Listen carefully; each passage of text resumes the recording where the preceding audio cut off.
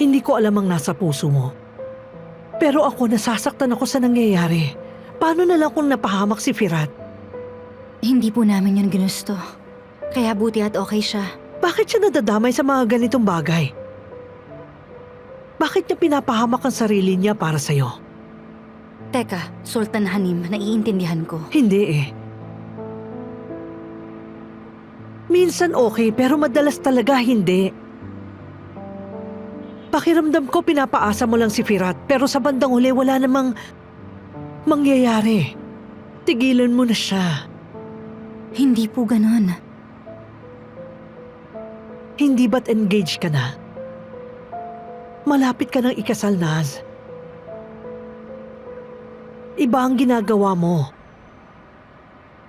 Huwag mo namang guluhin si Firat, please.